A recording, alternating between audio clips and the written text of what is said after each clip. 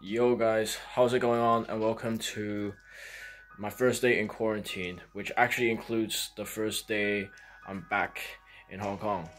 I know, right? It should be the first day when you get back, not on the day you get back. But anyway, there's problems with the procedures, but not every system is perfect.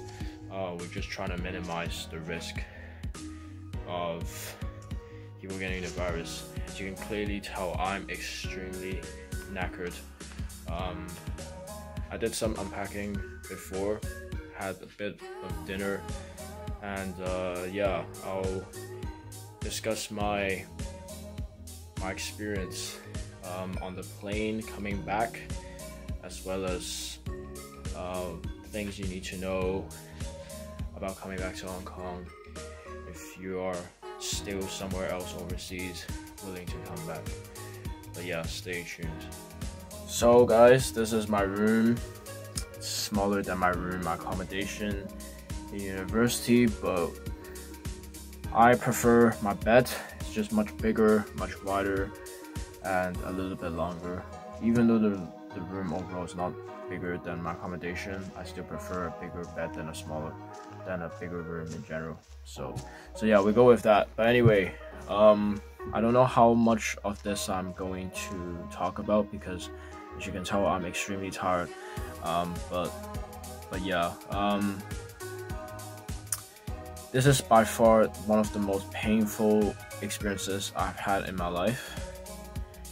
Not only traveling 11 to 12 hours on a flight coming back, but also to carry two luggages, one backpack, one fanny pack, and two handbags, which contained one bag was food and the other one was my notebooks. It's extremely painful to carry all that. At the same time, my jeans was just keep on coming down because my jeans was just slightly bigger than my actual waist itself.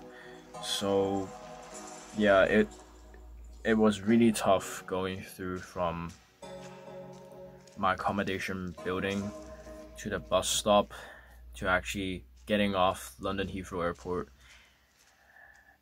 and then walking a bit further, checking my bags, carrying still two handbags, one backpack, one fanny pack, going through security, and having to go through the same process of carrying these items, which are extremely heavy, all the way around. But yes, on the flight back, many people did not go to the bathroom. I only saw like one or two people going to the bathroom, and then I only saw one or two people eating dinner or breakfast. The rest of them try to sleep on the plane. I mean, it was a night flight, but yeah, many of them didn't use the bathroom or even ate due to the potential chance of getting infected. But yeah, so for me particularly, I thought before the flight, holding my bladder for 12 hours and not eating plain food was extremely difficult. Little did I realize it was actually easier than I thought, because majority of the flight I was just listening to music and I was on my phone, and then the rest of it I was either daydreaming or trying to sleep. But man, I can tell you now, trying to sleep on a plane with two masks and one goggles and having a jacket on you is the worst feeling ever. It is the worst feeling ever. I tried sleeping on that plane and my neck was hurting so bad that I thought I had a whiplash. Honestly, I thought I had a whiplash because I couldn't move my neck. I couldn't move my neck. I looked at the time. I was trying my best to move my neck just slowly, and every time I move my neck, I feel as though one of my nerves would be burst or something would be damaged. So I held it for a bit, and then when time goes, I gradually move in. That's when the blood circulation was able to go back to normal. But yeah, that's just how I sort of felt at the time. Yeah, along having two masks on me, which a lot of people had even more masks on them. I see some people wearing 3 to 5 masks, and they had like one jacket and then one poncho on them, and then they had like one safety goggles or one goggles. I wore goggles, but yeah, everyone was protected throughout the flight. I didn't even hear anyone cough or sneeze on the flight. Like, it was just so quiet, and it was very haunted. But luckily we're all back now. As you can see, I have this wristband on me. This is a wristband. I don't know how to explain, but the Hong Kong government has made an application where they will track down your location for 14 days with a QR code here. I don't know. I haven't got anything back yet, but hopefully tomorrow we'll see what happens. I think I may have read a report that I think 2/3 of the people who have the wristband never got a SMS message, text from the government. So it literally doesn't work, and some of these people may be going out. But for me, even if it doesn't work, I still wouldn't risk going out. But yeah, there's a lot to cover. But yeah, in addition, coming back to a Hong Kong airport was literally, I was lost. Honestly, I was lost. Every time I go to Hong Kong airport, I'm just like, okay, it's second nature, just going back home, doing the same things. But this time it's set up so differently because of what's been going on, the coronavirus pandemic. Basically, I had to sign 3 forms. But before that, there was this massive queue where people just randomly sitting with a mask, and I thought that this was to check your temperature or show your declaration forms. I was literally so lost. I was waiting there for like an hour, not knowing, and I looked around and I was like, oh, is this the way out? But little did I realize that's not even the place I was supposed to go to. That was literally a flight going to China or something. So I made myself look even more stupid. But at the end, I eventually asked one of the staff, and one of the staff told me to walk straight. I walked straight, and that's when I filled my 3 declaration cards. As soon as I approached, I saw many people signing 3 papers. One was obviously the one from the flight. Maybe some people didn't get it or didn't do it.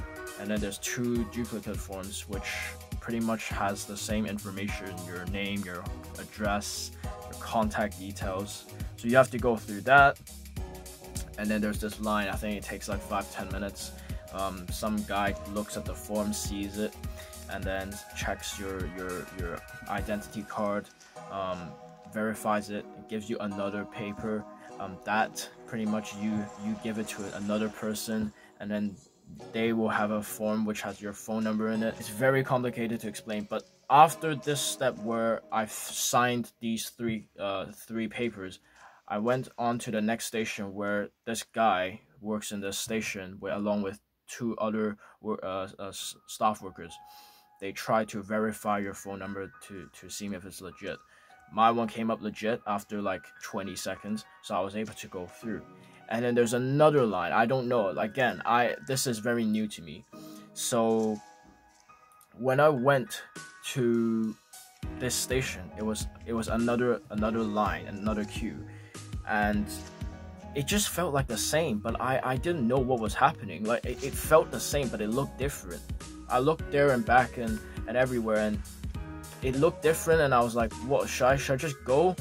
So I waited there, and then I went to one of the stations, and then I looked, and then I was like, oh, okay, this definitely has to be, because there's people leaving the actual stations itself because they already went to the second station. This station is just an extension because it's very busy. So yeah, it's very confusing. I know it's very hard to grasp, but after this second station, we went to this third station. Or am I tripping? I think I'm tripping. I think I'm actually tripping. I think there's only 2 stations. I think there might be a third station. I don't remember. Nah, there was a third station. Sorry, my mind's gone. The third station was, I think it's very normal. You go through, if you're a Hong Kong resident and you have your identity card, you go through where a worker just verifies you being a Hong Kong resident. You take your face mask off, and if you have safety goggles, safety protection or anything, I had goggles. I took everything off just to verify. Once that's happened, took literally 20-30 seconds. I'm off. Went to take my bags. I went to the big screen to see where to collect my bags. Which specific station was it to collect my bags? The flight wasn't even on the screen. That's how much I waited in a seat. But yeah, it's very hard to explain because this is the first time I've done this, and I'm lost, honestly. Even if I was not tired, it would be so hard for me to explain this to people, because there's so many things in my mind, but I just can't like put it all together in basic English, even though English is technically my first language, or is my first language. But yeah, it's a very new process that people have to take. But going back to my story, I went to the television screen and to see my flight. Little did I realize I couldn't find my flight on it, because it's been almost an hour, and I think most people has already taken their bags from the station. So there's just these leftover bags just outside the station, and I was like, really? Did I take this long? I took this long to actually get out of this 2 or 3 stations, because there were so many people, and it's really confusing. It really is confusing. I'm sure many people from Hong Kong coming back right now would have no clue what's been going on, because I've been in and out of Hong Kong like so often, and I know what it's like. This is like nothing before. Went to collect my bags, took it on a trolley, and just went out, and it was really hard taking 2 luggages, 2 handbags, one backpack, and 1 fanny packets. It was so painful, and it was really heavy as well. But yeah, that was the struggles of having to come back to Hong Kong. But yeah, guys, I hope you guys enjoyed the video. If you do like the video, please stay tuned for day 2 into quarantine. I think I got my PlayStation 2 set up by my parents, and yeah, we might do something more interesting. I don't know, read a book or play games, I don't know, whatever. But yeah, take care and peace.